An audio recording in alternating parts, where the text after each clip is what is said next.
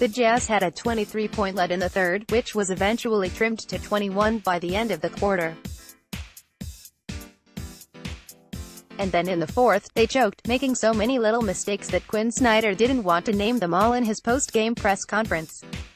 The Wolves outscored the Jazz 33-16 in the fourth, cutting that 21-point lead down to just one at one point, and had multiple shot opportunities that would have put them in front.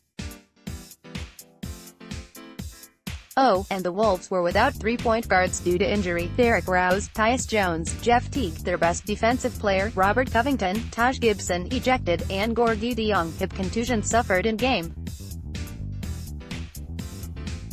That's not good. In my mind, the largest of the blame goes to the Jazz's bench, which allowed a 15-2 run before Rudy Gobert came back into the game with 8 minutes left, though obviously, the run didn't exactly stop there either. But really, the whole team played poorly in the quarter. On this play, the Jazz didn't get back while Karl-Anthony Towns streaked down the court for an easy layup.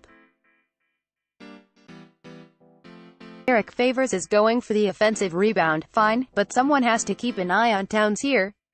Royce O'Neal has to know that Andrew Wiggins streaking down the middle of the court is more important to help on than Josh Okogie, a 26% three-point shooter this year, at the arc. Favors contests Towns' shot here, but still stays in front of him.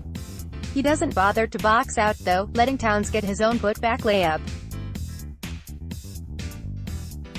Meanwhile, on the offensive end, there wasn't much execution. Donovan Mitchell shot just 1-11 in the quarter, but his teammates shot just 4-15, so not a whole lot better. Some of those were good shots that lipped out, but there was a lot of Mitchell just forcing it into traffic and finding that, yes, there was defense there. Mitchell was blocked 3 times in the fourth. His one make came off a ball fake, when he drove, stopped in the lane, pump faked, getting Towns in the air, and then making it. When Mitchell is reading what the defense does and quickly reacting, he's at his best. In the end, it was a very sketchy win, but a win nonetheless. The good thing, I suppose, is that the Jazz will have a chance to rectify their wrongs when the two teams play again Sunday.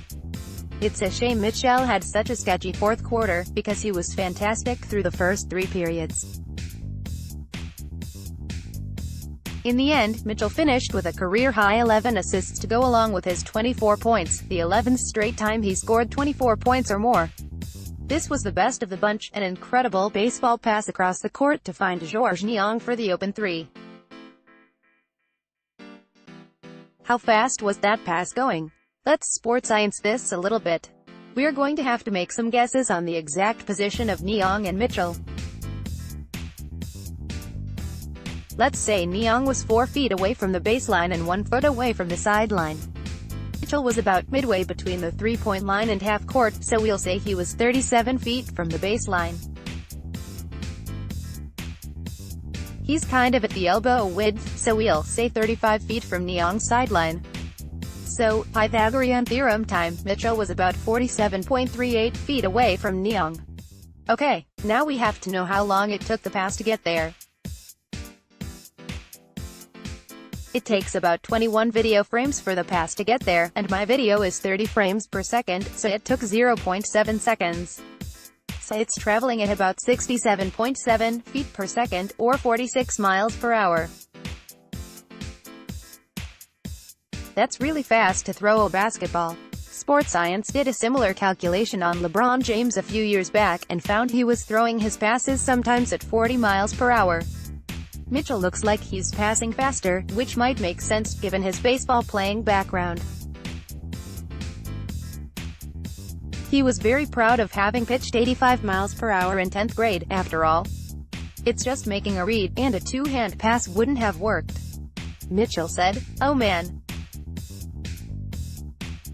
I didn't play baseball, so it's tough for me to catch Mitchell's passes," Ingalls joked. "We'll keep putting our hands in that wax thing to soften them up. I'm just glad it comes to the corner every now and again. That's what's been so good about Mitchell recently, is that ability to make the right play." Tonight, for at least 3 quarters, Mitchell did that superbly well. There's more to talk about from this game. Karl Anthony Towns' incredible night, how Kyle Korver continues to play a bigger and bigger offensive role on this team, Rudy Gobert continuing to dunk over everyone, and more.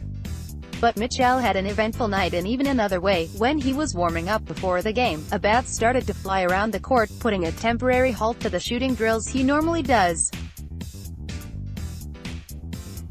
This was very much shades of Manu Ginobili's bat incident, though Ginobili's happened in-game. He actually caught the bat with his hands, then went on to keep playing. Oh, and this happened on Halloween. Later, though, he regretted his catch. Just wanted to give you guys an update on the bat situation. As many of you already know, it wasn't a great idea. Not only for the fact that bats are a great part of the ecosystem, but also because some carry rabies, which is an incurable disease. That's why I had to get vaccinated today, and it wasn't just one shot. Here in Utah, it was the Jazz Bear mascot who ended up catching, and, realistically, though we don't know for sure, killing the bat before the game. Mitchell was glad he didn't have to go through the same steps as Manu. I was not cool with that, at all, Mitchell laughed. I'm glad the Bear got him, cause I would not have finished my warm-up, I would have gone to the locker room.